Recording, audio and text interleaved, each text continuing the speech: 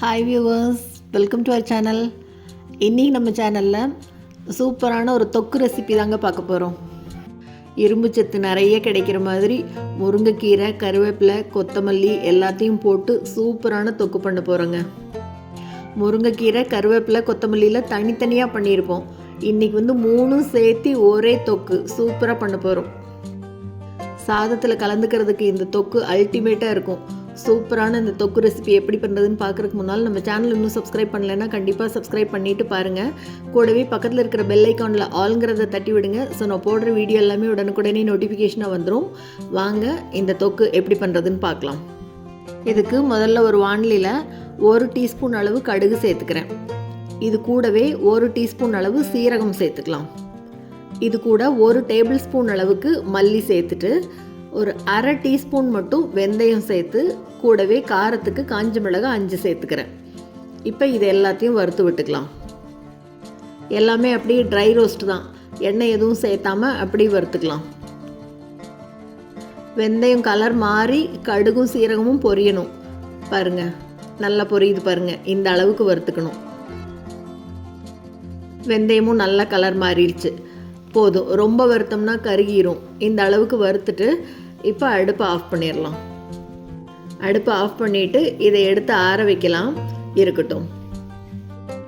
இப்போ அதே பேனில் 2 கைப்பிடி அளவு முருங்கைக்கீரை எடுத்துட்டு நல்லா ஆஞ்சு க்ளீன் பண்ணி வாஷ் பண்ணி எடுத்து வச்சுருக்கேன். அதை சேர்த்துக்கலாம். இது கூடவே கொத்தமல்லி, கருவேப்பிலை ரெண்டும் சேர்த்துக்க போகிறோம். கருவேப்பிலை நல்லா ஃப்ரெஷ்ஷாக இருக்கிறதா பார்த்து பாருங்கள். இந்த அளவு எடுத்துக்கலாம். ஒரு 5-6 ஈர்க்கு எடுத்திருக்கேன். இது கூடவே கொத்தமல்லி தலையும் சேர்த்துக்கலாம். பாருங்கள், இந்த அளவு சேர்த்து வதக்கி விட்டுக்கலாம். இப்போ எண்ணெய் தண்ணி எதுவுமே சேர்த்த வேண்டாம், சும்மா அப்படியே வதக்கி விட்டுக்கலாம்.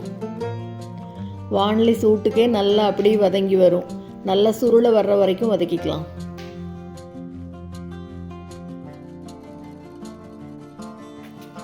பாருங்கள், பாதி அளவு அப்படி வதங்கி வந்திருக்கு. இப்போ பாதி வதங்கினோடனே இது கூட ஒரு சின்ன துண்டு புளி சேர்த்துக்கலாம். பாருங்கள், இந்த அளவு சேர்த்துக்கலாம். புளியோடு சேர்த்து இன்னும் நல்லா சுருளை வர்ற வரைக்கும் வதக்கிக்கலாம். போதும், இந்த அளவு வதக்கி விட்டுட்டு இப்போ அடுப்பை ஆஃப் பண்ணிவிட்டு இதை எடுத்து ஆற வைக்கலாம். இப்போ இது ஆறுறதுக்குள்ளே முதல்ல வறுத்து வச்சோம் இல்லையா, அதை எல்லாத்தையும் ஒரு மிக்ஸி ஜாருக்கு மாற்றிட்டு தண்ணி எதுவும் சேர்த்தாமல் இதுக்கு தேவையான அளவு உப்பு மட்டும் கொஞ்சமாக சேர்த்திட்டு இந்த மாதிரி கொரகொரப்பாக அரைச்சி எடுத்துக்கலாம். இப்போ இது கூட வதக்கி வச்ச இலையெல்லாம் சேர்த்துட்டு கொஞ்சமாக தண்ணி சேர்த்து பாருங்கள், இந்த மாதிரி அரைச்சி எடுத்துக்கலாம். இப்போ மறுபடியும் வாணலியில் எண்ணெய் சேர்த்துக்கலாம். தொக்கை வதக்கிறதுக்கு நல்லெண்ணெய் சேர்த்துக்கலாம். நல்லெண்ணெய் கொஞ்சம் தாராளமாகவே சேர்த்துக்கலாம்.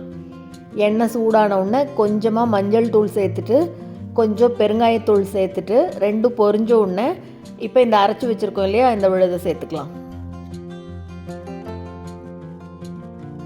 அடுப்பை சிம்மில் வச்சுட்டு நல்லா கலந்து விடணும். எண்ணெய் அப்படியே இழுத்துரும் பாருங்க.